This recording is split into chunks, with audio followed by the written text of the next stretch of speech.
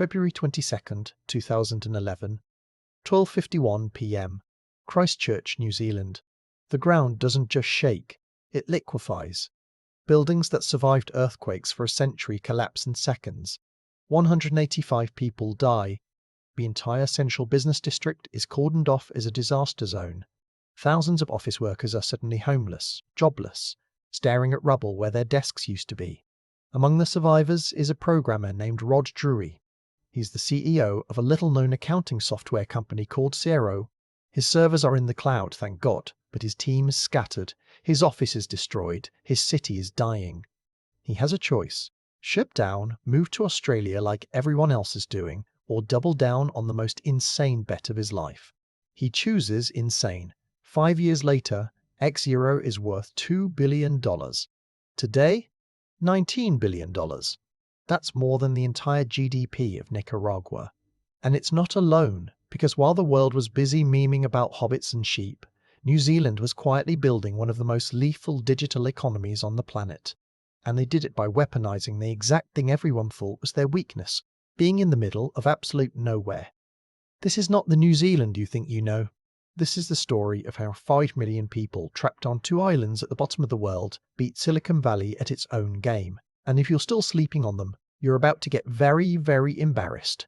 Here's how a country famous for sheep and rugby became the invisible engine of global tech. And why Australia is absolutely terrified. 1. The sheep are a lie. Let's get one thing straight. Yes, New Zealand has sheep. About 25 million of them. That's roughly 5 sheep for every human. Adorable. Great for Instagram. Your grandmother probably has a New Zealand wool sweater in her closet right now. But here's what your grandmother doesn't know. Agriculture is only 6% of New Zealand's GDP. 6%. Meanwhile, services, finance, insurance, and digital technology, 73% of the economy. And here's the kicker that should make you spit out your coffee. In 2024, New Zealand's tech sector generated $13.5 billion in exports. The famous dairy industry everyone associates with the country, $20 billion. Look at that gap. That's a $6.5 billion gap, and it's closing at terrifying speed. By 2030, tech exports are projected to surpass dairy and become New Zealand's largest export sector. Translation: the butter is losing to the bites. But here's the genius move nobody talks about. New Zealand wants you to think it's about sheep. They want you underestimating them. Because while Australia is screaming, "Look at us, we're a tech hub," and burning billions trying to compete with Silicon Valley, New Zealand is running silent. Building, exporting, getting rich. The sheep are camouflage. They're the misdirection in the magic trick. And while you're watching the fluffy decoy, they're picking your pocket and selling you software you'll use every single day without ever knowing where it came from. The question is, how did they pull this off? The answer starts with a blood sport nobody saw coming. 2. The Wellington weapon. How gaming became a $1 billion export. The year is 2019. Chris Wilson is sitting in his office in Auckland, watching his company die in slow motion. Wilson is the co-founder of Grinding Gear Games, the studio behind Path of Exile, one of the most successful action RPGs in the world. The game has millions of players. The company is printing money. There's just one problem. Australia. Every single week, headhunters from Melbourne and Sydney are calling his best developers. They're offering 30% raises, better weather, bigger cities, access to the Australian gaming ecosystem, which at the time had way more government support than New Zealand. Wilson is hemorrhaging talent, and he's not alone. Every game studio in New Zealand is getting bled dry by Australia. It's an extinction-level event in slow motion. Then the New Zealand government does something that changes everything.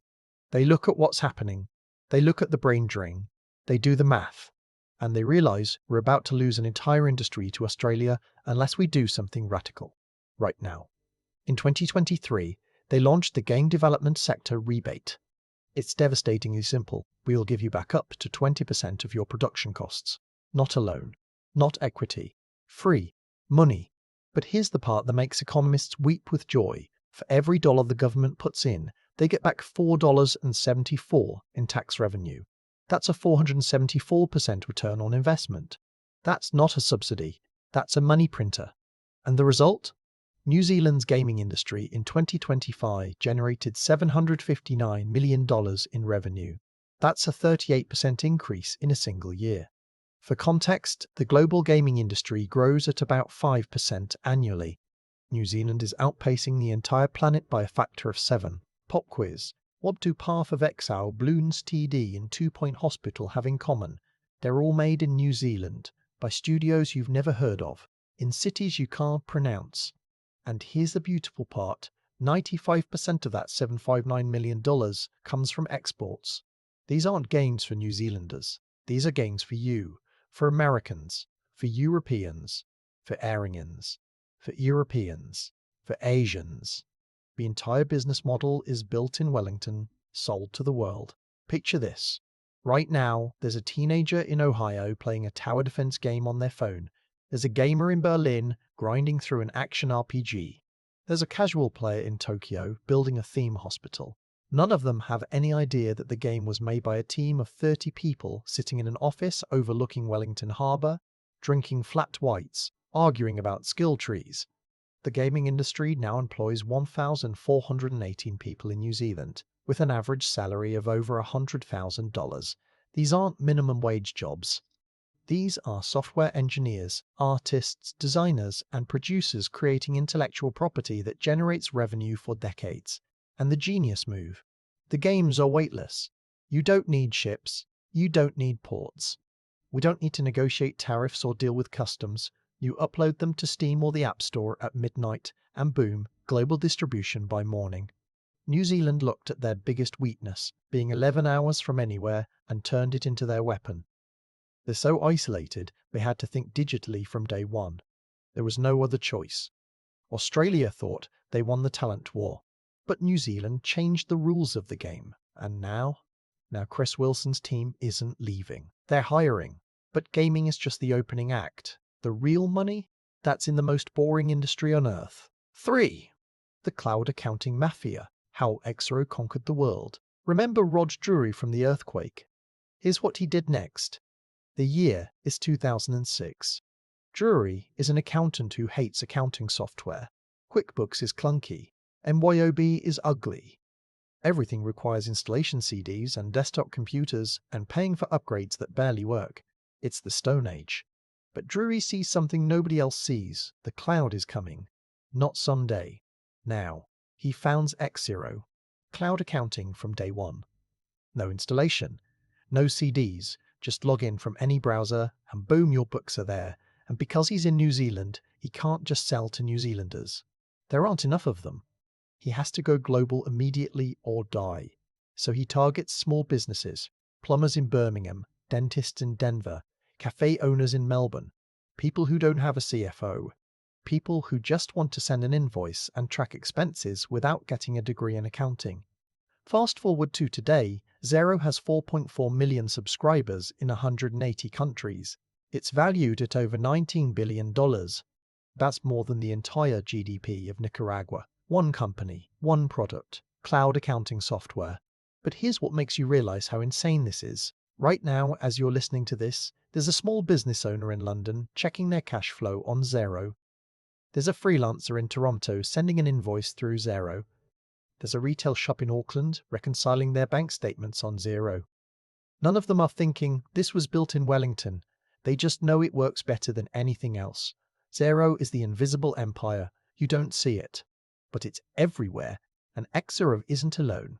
New Zealand's SaaS sector earned $3.6 billion in revenue in 2023 and is growing at 15% annually. By 2030, it's projected to hit $9.7 billion. For comparison, that's more than New Zealand's wine industry, forestry industry, and seafood industry combined. Let that sink in. Software is bigger than wine, bigger than trees, bigger than fish. But why? How did a country with no tech tradition become a SaaS factory? 3 reasons, and they're all brutal. First, distance breeds desperation. When you're 12 hours from San Francisco, you can't just hop on a plane to close deals. You can't fly to conferences every month. You can't do handshake partnerships over lunch in Palo Alto. You have to build software that sells itself. We have to nail the user experience so perfectly that people sign up without ever talking to a human. This forces a level of polish and clarity that Silicon Valley often skips because they can afford to have salespeople clean up the mess. Second, they're born global or born dead. A New Zealand startup can't survive selling only to New Zealanders. There literally aren't enough of them. So every company launches with a global mindset from day one. They price in USD. They target the US and UK markets. They hire remote teams across time zones. They don't go international later. They're international at conception. Third, the early bird catches the billion-dollar exit. Xero was one of the first cloud accounting platforms in the world. They beat QuickBooks Online to market in multiple countries. By the time the American giants woke up and started taking the cloud seriously, Xero had already locked in millions of small businesses, and in SaaS, switching costs are brutal. Once you've got 2 years of financial data in a system, you're not leaving. Network effects are a hell of a drug. And here's the twist that makes some people angry and others jealous. Many of these SaaS companies get acquired by foreign firms. Pushpay? Acquired by a US company. Sequent? Acquired. Vend? Acquired. Vend? Acquired by a Canadian firm. EasyVet? Acquired by a European company. So is this a tragedy? Is New Zealand just a farm system for Silicon Valley? Or is it the most brilliant venture capital strategy ever devised? Think about it. New Zealand founders build companies to $5,100 million in revenue. They sell to North American or European buyers for hundreds of millions of dollars. Those founders then take that capital, that experience, that network, and they start the next wave of companies. They angel invest in the next generation, they mentor young entrepreneurs, they reinvest in Wellington and Auckland. It's a venture capital flywheel, but instead of running on Sandhill Road, it runs on Wellington coffee shops and Auckland co-working spaces. And the best part, no venture capitalists, or at least fewer of them taking massive chunks of equity. Xero didn't just build an accounting platform. They built proof that you can start in the middle of nowhere and beat the world. 4. Middle-earth Inc. How Peter Jackson Turned Fantasy into a $3 billion industry. Late 1990s. Peter Jackson, a director best known for splatter horror films, walks into New Zealand government offices with an insane pitch. Give me tax breaks. Let me shut down roads. Help me build fake mountains and miniature cities, and in return, I'll make 3 movies that will put New Zealand on the map forever. The bureaucrats look at each other. This guy wants to adapt a 1,000-page fantasy novel that Hollywood has rejected for decades because it's too nerdy and unfilmable. He wants to shoot all 3 films back-to-back in New Zealand, a country with almost no film infrastructure. They say yes, because what else are they going to do?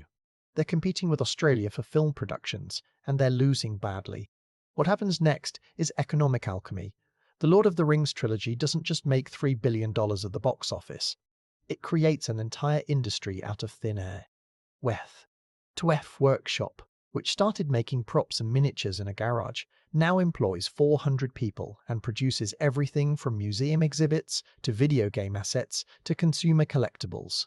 Thousands of local crew members get trained in world-class film production. Suddenly, New Zealand has riggers, grips, costume designers, CGI artists, stunt coordinators, and VFX wizards who can compete with anyone in Hollywood. But here's where it gets diabolical. New Zealand realizes something Hollywood doesn't. The real product isn't the movie. It's the location. Tourism New Zealand estimates that visitors influenced by Alotar and The Hobbit contribute $630 million annually to the economy. 1 in 5 tourists cites the films as a reason for visiting. The Hobbiton movie, set in Matamata, which was supposed to be temporary, now hosts 650,000 visitors a year. It's a permanent attraction generating $32 million annually. For a fake village that doesn't actually exist in Middle-earth, they turned fictional geography into a revenue stream. They didn't just make movies, they made a brand, and that brand is worth billions. Today, New Zealand's film industry is worth $3.3 billion annually. That's bigger than the wine industry, and it all started because one director wanted to shoot orcs in the hills near his house. But here's the controversy nobody wants to talk about, the dark side of Middle-earth economics. Since 2010, the New Zealand taxpayer has given over $550 million in subsidies to film companies. Most of that money? It goes to Hollywood studios, Warner Brothers, Disney. Amazon for the rings of power. Critics are furious. They say New Zealand is being used as a cheap backlot while Hollywood takes the profits back to Los Angeles. They say Amazon got $160 million in taxpayer money to film one season of a TV show, and in return New Zealand got what exactly? Some temporary jobs. The government argues that for every dollar spent on film subsidies, they get back 2.58 in economic activity. Hotels, restaurants, equipment rentals, tourism spillover. They say it's worth it. The truth? Both sides are right. It's economic development through bribery. New Zealand is paying Hollywood to come film there so they can keep the infrastructure alive and keep the brand strong. And here's the uncomfortable reality. It works. Until it doesn't. Because the day Hollywood finds a cheaper location with better tax breaks, they'll leave. And New Zealand will be left with a bunch of empty sound stages and a fake Hobbit village that nobody cares about anymore. But so far, the bet is paying off. Because while everyone was watching Hobbit, New Zealand was building something even more valuable than film sets. They were harnessing the literal power of the Earth. 5. The Green Energy Sleeper. Geothermal power and the climate's endgame. While Elon Musk is on Twitter arguing about solar panels and everyone's obsessed with wind turbines that only work when it's windy, New Zealand has been running a completely different play for 70 years, and almost nobody noticed. Geothermal energy. In 2024, geothermal accounted for 20% of New Zealand's electricity generation. That's 741 gigawatt hours of power. And unlike solar or wind, geothermal doesn't give a damn about the weather. It runs 24/7, 365 days a year. No clouds, no wind, no problem. It's the most reliable renewable energy source on the planet. New Zealand opened their first geothermal plant, Wellington, in 1958. It was only the second geothermal plant ever built anywhere on Earth after Italy. That's 67 years ago, and it's still running today. But here's why this matters more than you think. This isn't just about electricity. This is about positioning for the climate apocalypse. Let me paint you a picture of 2040. Coastal cities are flooding. Droughts are killing agriculture in California and Australia. Energy grids are failing during heat waves. Wars are being fought over water. And every government on Earth is asking the same terrified question. Where can we relocate? Where is safe? New Zealand is sitting there with the answer. We've got clean energy, fresh water, temperate climate, and we've been preparing for this since 1958. They're not just building power plants, they're building the ultimate insurance policy. And the real play? It's not the electricity, it's the expertise. New Zealand engineers are now the global authority on geothermal energy. They consult for projects in Indonesia, the Philippines, Kenya, and the Caribbean. They export the knowledge, the technology, the talent. They're becoming the OPEC of clean energy know-how. But wait, it gets crazier. The New Zealand government just allocated $60 million to explore supercritical geothermal resources. This is extra hot fluid, located more than 5 kilometers underground.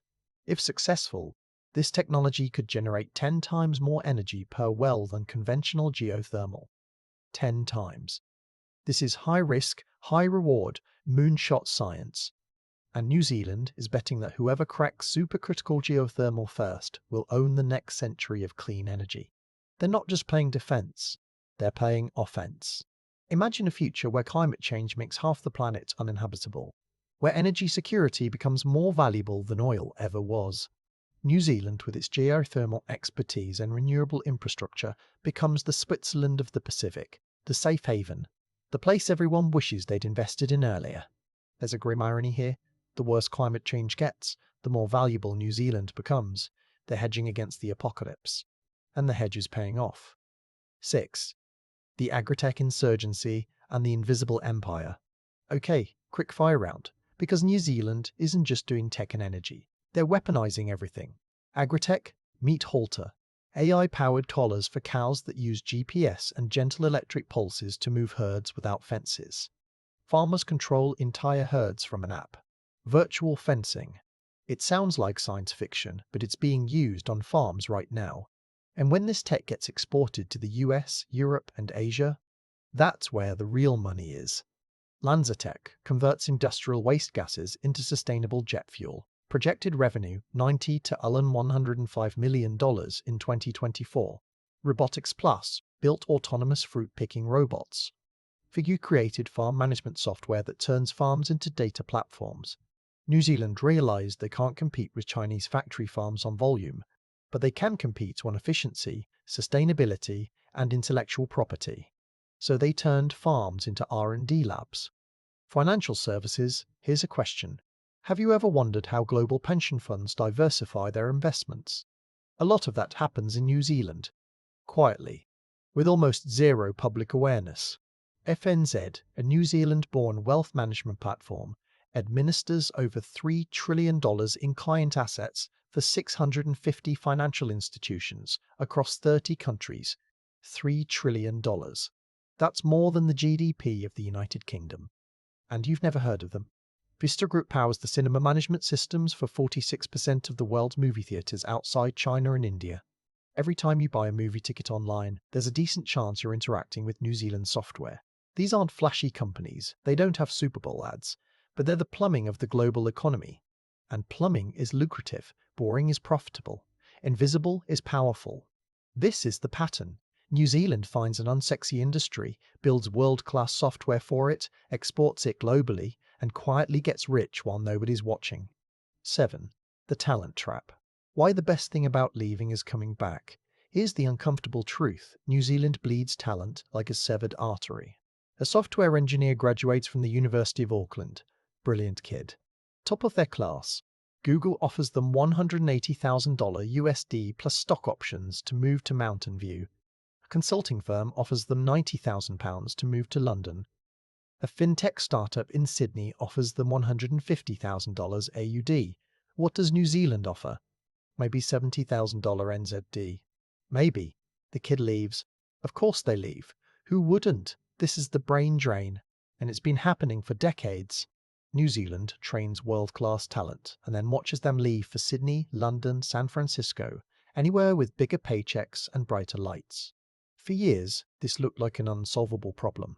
New Zealand can't compete on salaries. They can't compete on market size. They can't compete on career progression. So they're just doomed to be a farm system for richer countries, right? Except something weird started happening around 2010. The expats started coming back. Not immediately, not after 1 year, but after 5, 7, 10 years in Silicon Valley or London, they return. They've made their money. They've built their networks. They've gained expertise that nobody in New Zealand has. And they come home. Why? Because they realise something. New Zealand has no capital gains tax on most investments. The quality of life is insane. You can buy a house with a view. Your kids can walk to school. You're not spending 3 hours a day commuting. And most importantly, you can make an impact. In San Francisco, you're employee number 3847847. In Wellington, you're the person who knows how Google does product development. You're the expert. You become disproportionately valuable. And these returning expats, they start companies, they angel invest, they mentor the next generation. They bring Silicon Valley knowledge without Silicon Valley arrogance. This is brain circulation, not brain drain. New Zealand is playing the long game. Let them leave, let them learn. When they come back, they're worth 10 times more. It's a risky bet, but so far, it's working. 8. The cracks in the foundation. What could kill it all? But here's the thing nobody wants to say out loud. This entire economic miracle is built on a foundation that's starting to crack. And the cracks are getting wider. Crisis 1. The housing apocalypse. Auckland's median house price is over $1 million NZD. Wellington isn't far behind.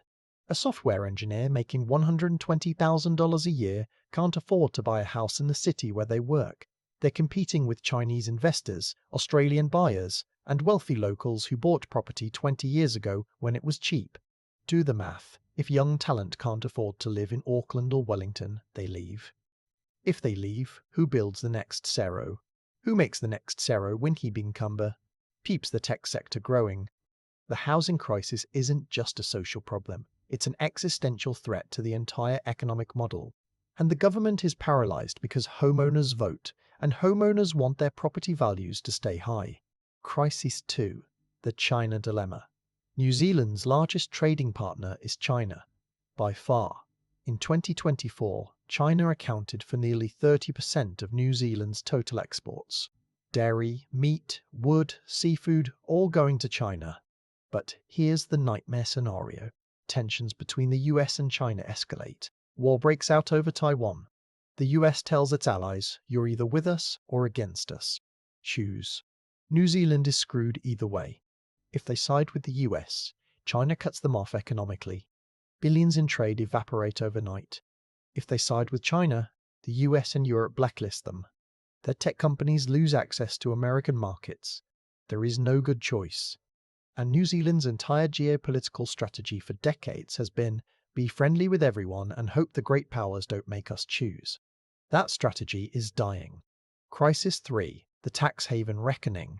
New Zealand has historically been seen as a place where wealthy people can park money with minimal scrutiny. The OECD's 15% global minimum corporate tax is designed to kill tax havens. And while New Zealand isn't the Cayman Islands, they've benefited from being a low-tax, business-friendly jurisdiction. If that advantage disappears, what's left? Good weather and rugby? Crisis 4. The Climate Paradox. Here's the irony. New Zealand's brand is built on clean energy and sustainability. They market themselves as 100% pure New Zealand. But if climate change triggers mass migration, if millions of climate refugees start looking for somewhere stable to live, New Zealand could face an influx they're not remotely equipped to handle. 5 million people suddenly become 6 million, then 7 million. Housing prices explode even more. Infrastructure collapses. The social fabric tears apart. Crisis 5. The Small Market Curse. New Zealand companies have to export or die. There's no domestic market large enough to sustain them. But export dependence means vulnerability to global shocks, pandemics, recessions, trade wars. If the global economy catches a cold, New Zealand gets pneumonia. These aren't hypothetical problems. These are happening right now, and the clock is ticking. 9. The 5 Laws of New Zealand Economics. What this teaches the rest of us. So what's the takeaway? What can the rest of the world learn from 5 million people at the bottom of the earth who somehow built an economic powerhouse? Law 1. Geography is a choice, not a destiny. New Zealand was supposed to be irrelevant, too small, too remote, too far from the money. Instead, they turned isolation into a weapon. They built products for the world because they had no choice. The lesson? Well, weakness can become your advantage if you're willing to think differently. Law 2. Specialize in what can't be Googled or outsourced. Geothermal expertise, gaming talent, SaaS simplicity, film infrastructure. These aren't commodities. They're moats. You can't just hire someone in India to do them cheaper. The know-how is too specific, too deep, too embedded. That's what protects you. Law 3. Government isn't the problem. Bad government is the problem. The game development sector rebate, film subsidies, the Digital Asset Business Act, geothermal research funding.